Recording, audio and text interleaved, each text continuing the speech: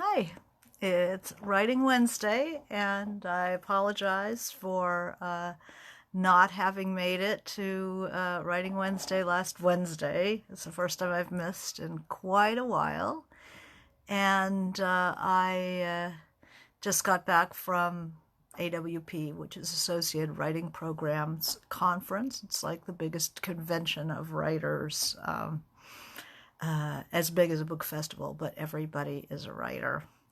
And it's nice to be it's nice to be back in LA. I love AWP. I love meeting other writers. Hi. Um, I love meeting other writers. I love running into people I've known, old students, people I've taught with, writers I admire. And then I love just meeting writers that at random. I mean, sometimes I was off to a panel, and I mean, you can't imagine how many panels are going on at the same time. You drive yourself crazy trying to figure out. It's like a chicken trying to figure out which corn to peck. And sometimes you just stay in the hallway and people come by and you talk to them. I'm teaching a workshop this weekend, a writer's retreat up in the local mountains in Idlewild. And the serendipitous is going to be a big part of it. As you know, the search for the miraculous is something that I do to keep track of myself in the universe.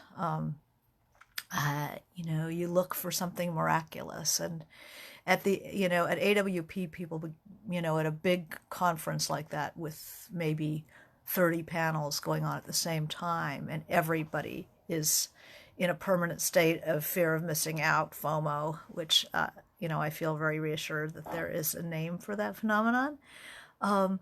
And it's endemic to a big conference like that. There are too many choices. Do you go to the panel your friend's on? Do you go look at the books, the booksellers? Do you meet the people who run these wonderful literary journals? Do you see some literary superstar giving a reading? Do you look for a class on pedagogy, how to teach?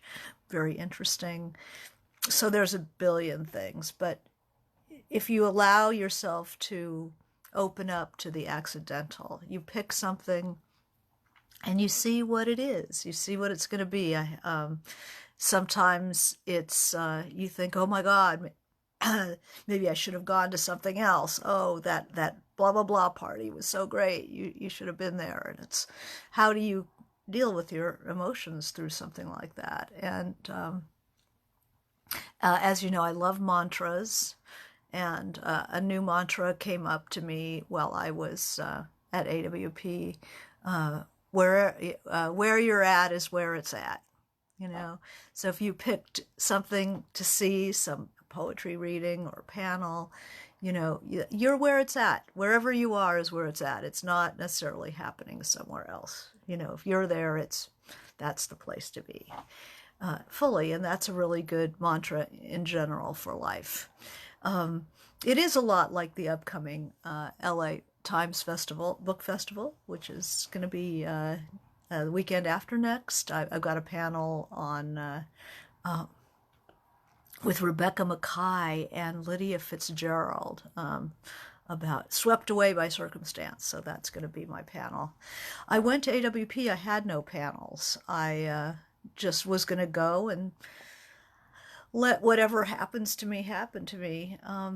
And somebody knew that I was there wandering around, and I was just going to be on the loose, and texted one of my housemates and said, "Is Janet free tomorrow? We've had somebody drop out." So I was on a panel with Pam Houston. I was replacing Dorothy Allison. This huge panel, and it's like if I hadn't shown up, I wouldn't have been able to do that. It was a sex writing panel, which was awesome.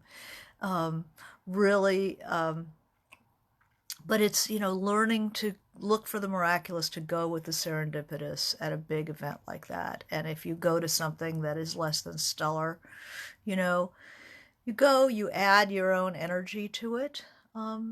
You might not stick it out to the bitter end if it's a party that you're not enjoying, but, to rush around thinking that it's happening somewhere else is a really poor way to live. Wherever you're at is where it's at, and try to make that the best place to be of all. I had an interesting experience. I had a reading at a theater, a big reading. There were like 30 people in two groups, or 20 people in two groups, and bands in between. So it was that kind of a theater. It was a rock and roll venue. And I had the weird experience, very familiar to my character Marina in Marina M, who is used to people reading their work in a circle, poetry circle, or at a theater, at in a salon type environment. And she is, as a revolutionary poet, part of the revolution, she is trying to do her poetry out on the street. And she cannot get people to listen to her. Her boyfriend is a big radical poet, a big booming voice. His poetry is the poetry of the revolution, and he is able to get the attention of people right on a street corner. And she cannot do it. She ends up singing instead. She has a beautiful voice and has had lessons as the nice girl. She's had the voice lessons, and she could sing songs. So here I was on the stage in the second run of readers, and it was the last night of AWP. People were like 4 deep at the bar at the other end of this theater, and they're drunk and they're really excited, and the last time they're going to see each other. And I was reading, and I could not break through. I mean, people told me, because you have the lights in your eyes, people told me that people were listening, but my experience as a reader was just this wave of sound coming at me, people talking right through my reading, paying absolutely no attention to me. And I'm like, wow, this is Marina. This is why slam poetry exists, because that's, they would have, Amber Tamlin, Derek Brown, the people I know who do slam, they would have gotten those people attention right away. And I realized if I had another month, like if I could have 3 more shots of that at that theater, I would end up being able to handle a crowd like that. And it's a challenge to me. I think if I had had a reading like that 15 years ago, I would have been so mortified. I would have crawled home and just gotten on a plane and just, that would have been the end of me. But having had a lot of readings, and some of them are good, some of them are not, some of them you can't see the page because it's too dark, and some of them, things happen, all kinds of, it's serendipitous. And so this, instead of thinking of it as a disaster, you think of it as a learning, wow, a learning experience. The universe is telling me I need a piece that I can read in a venue like that. That's going to be, hey, you blah, blah, blahs back at the bar, this one's for you. And see if I can handle that. It's all a learning experience. I had the panel that I was on, the women writing, it was called Writing the Climax. Women write sex, about sex and intimacy. And the leader, a woman named Luann Smith, talked about her personal experiences and owning her sexuality as an older woman. A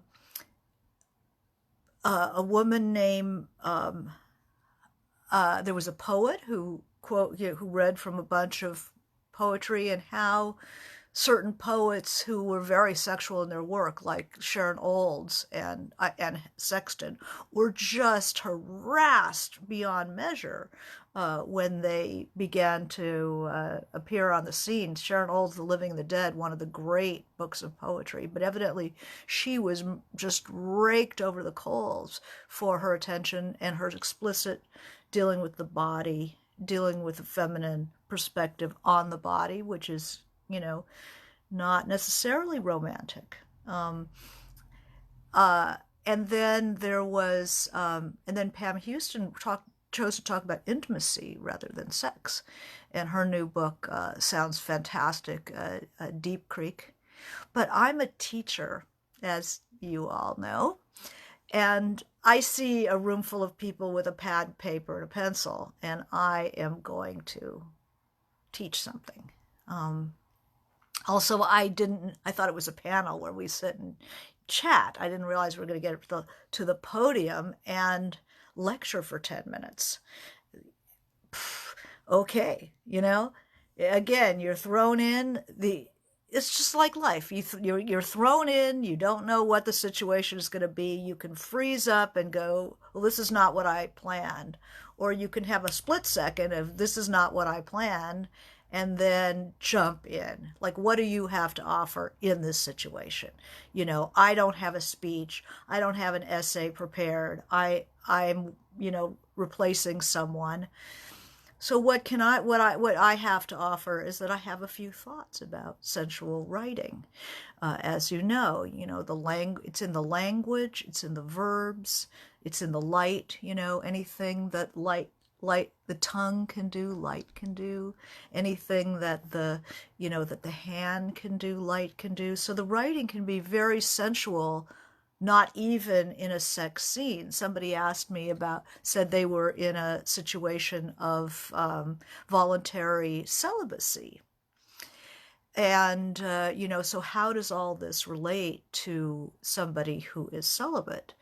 And my answer is, you can have a sensual relationship with the world without having sex at all. It's inhabiting the body, a certain way of being in the world, and looking at everything around you and relating to what's around you. So, you find the thing that you have to offer rather than, just saying, oh my God, I got screwed, nobody told me. You rise you find something in you that can contribute in that moment. So there were a couple of serendipitous things. One worked out super well, and one was like, wow, learned something there. It was, got to see, have mostly, sometimes having wonderful conversations in the hallway. I mean, I would be on my way to a panel and see somebody I knew, somebody I haven't seen in a long time, and just stop and have an incredible conversation. I saw an Aroho, Room of Her Own Foundation student or the participant, Luke Danny Blue. We had a long conversation about she's living in southern Alberta in a very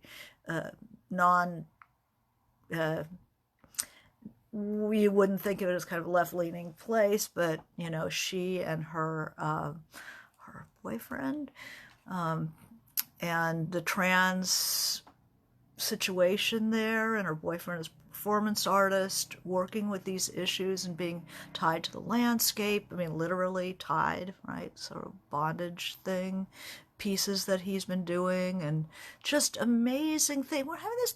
We're standing in a hallway. I saw the person who gave me my first teaching job ever, Judy Reeves, down in San Diego Writers Inc., down in San Diego. My very first teaching gig. She believed in me. I saw Karen Carbo, who's leaving America. She's going to go live in France, and got to hear about her. Went to her panel, which was wonderful. There's a Joanna Russ book called How to Suppress Women's Writing that came out in the 70s during that feminist wave. And I bought it in the 70s. And they were looking at it 30 years later, and they're 35 years later, and there were women on there who weren't, they weren't born. Their parents weren't born when that book came out. But they're discussing how that applies to them. Rima, I'm trying to remember her last name. She's Bangladeshi, and she was startling. I want to find her work, Reema. I should be able to find it, I think.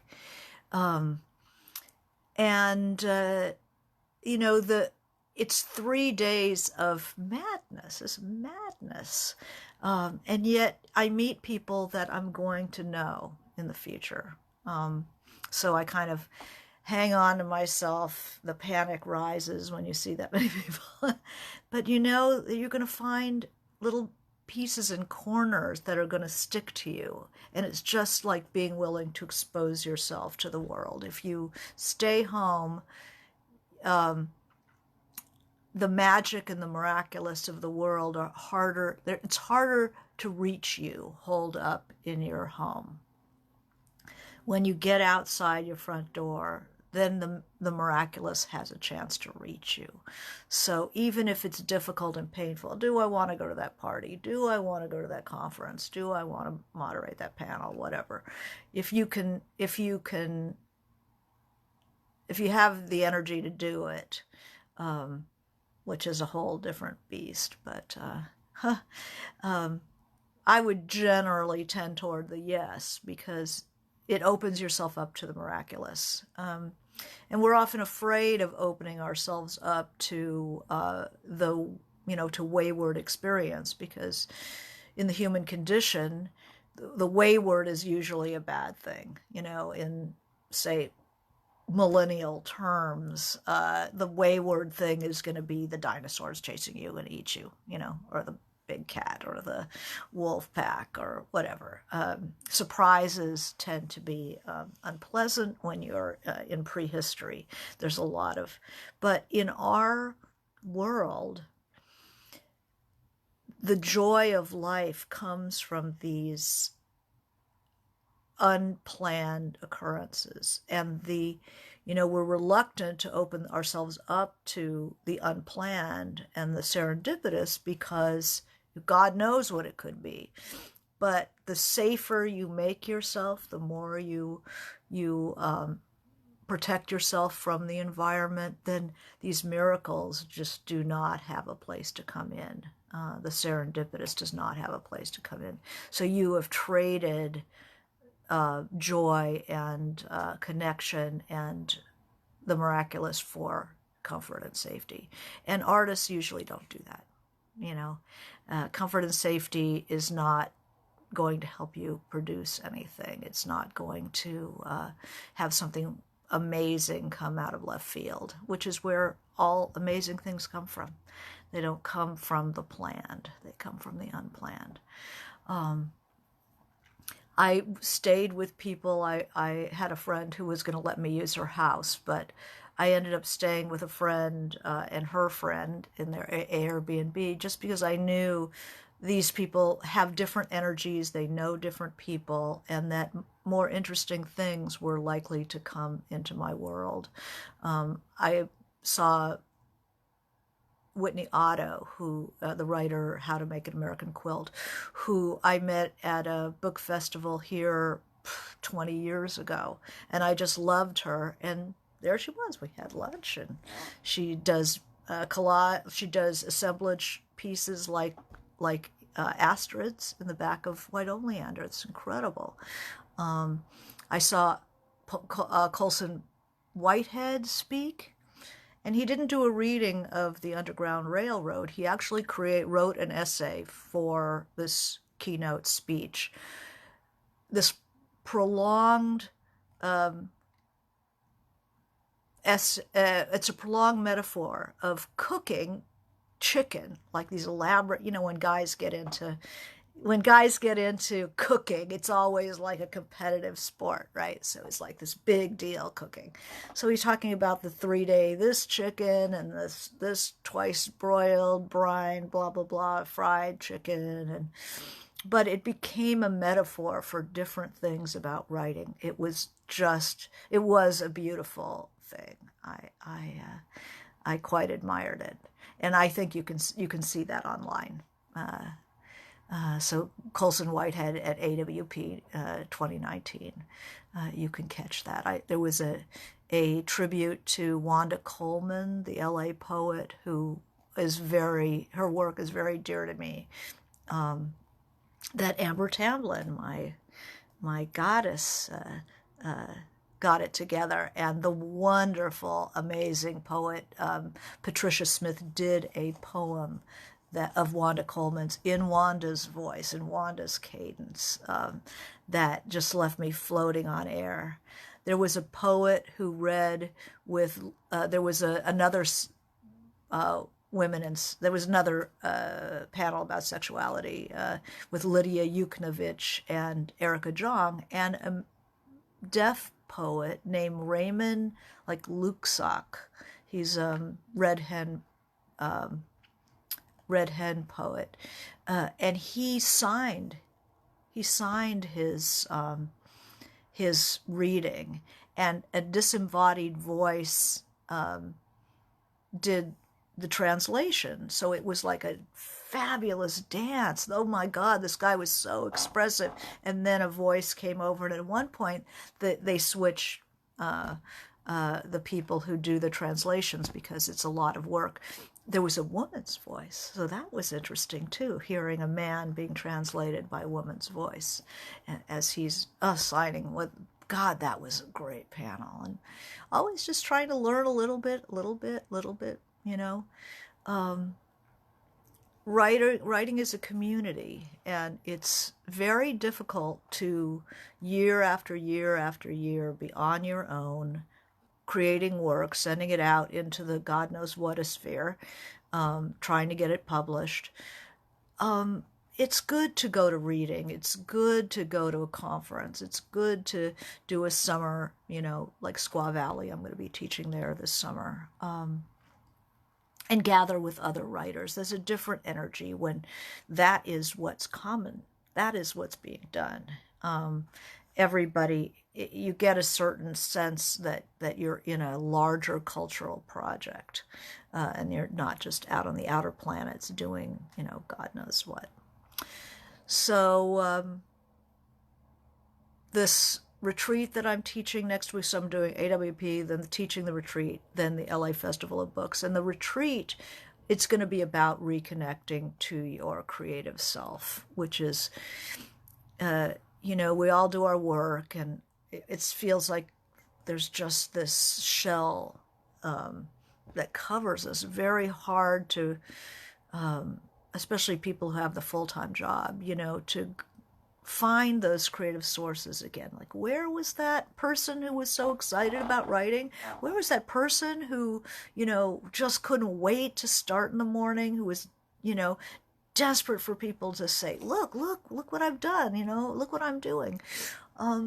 That joy and that, passion for doing that. How do you reconnect? So I'm thinking about exercises. How do you reconnect to your well springs? And it's both being able to detach from the environment and listening to the self, but also it's a way of getting rid of the self and all those whirling ideas and really being present in the world, and really being present in the moment, and allowing the miraculous and allowing a new idea in. Because we tend to, especially towards the end of a long book, God knows, I just had that experience, that sometimes we feel like we're just raking the same coals back and forth and this way and that way, and making little piles and then knocking them down, but it's the same coals, the same, and what we're looking for is a new idea, something exciting, something that makes today different than yesterday, and makes us today different from us yesterday. And then how do you stimulate that? So I'll be thinking a lot about that and working with my this retreat group and seeing what we come up with. Trusting more to let the universe fill things in rather than planning to the nth degree. I learned that when I was teaching at Esalen last year with Pico Iyer. Leave the blank. I took Chinese brush painting, some of you know, and in Chinese brush painting, it's really important to leave some white space. And I find that very difficult, to leave the space for something, something more. In painting, it's that's part of the painting, the emptiness, to leave the emptiness. But in in the world, it's often just leaving space for the world to talk to you rather than this way, this way, this way, this way, letting things come in as well. So any writing questions before I sign off for the day? It's good to see you all. I'm so glad you were able to come. And yeah, I love Pam Houston too. She was amazing. And this new book, Deep Creek, sounds wonderful. Well, let me leave you with an Anne Sexton, just something of her sensual writing that I read to this on this panel, the big panel that I was jumped in on, completely serendipitous. So let's see if I have Anne Sexton close at hand. What do you know? Here I do. And I love this. If you can ever listen to Anne Sexton reading her stuff aloud, this is from, you should, because she is a kick-ass reader. She would have been able to get that bar to be quiet, I bet. But this is the beginning of, she has a book called Transformations, which take old fairy tales and redo them.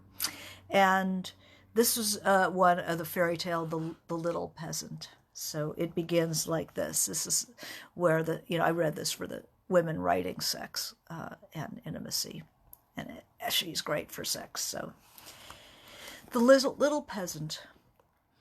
Oh, how the women grip and stretch, fainting on the horn.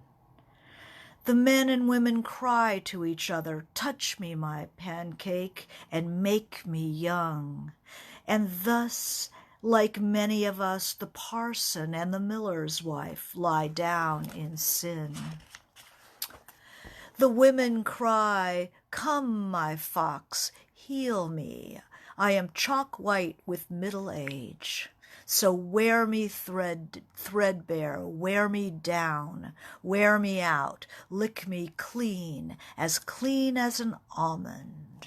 The men cry, come, my lily, my fringy queen, my gaudy dear, salt me a bird and be its noose, bounce me off like a shuttlecock, dance me, dingoes sweet, for I am your lizard, your sly thing. Yeah, so she's, she is such a sensual writer, and there are many sensual writers who are not writing, not writing sex, but they live it. For sex, women writing sex, I'll give you a few recommendations. I would say Jeanette Winterson, just to read Written on the Body. I read that over and over again. Beautiful. Marguerite Duras, The Lover, that girl's sexuality was fascinating. Anais Nin is the first for me, I had read men writing about sex, but until Anais, I'd not read women writing about sex. And there was all the difference. Lydia Yuknovich, the Chronology of Water, it was just beautiful, the sex writing. There's Jill Esbaum's Hausfrau, which is a simply glorious book. And there's a brand new book by a student of mine, Saskia Vogel, called Permission, and it's just come out. She'll be with me at Book Soup on the 26th of April. And that is she's written for the sex trade, for the adult industry.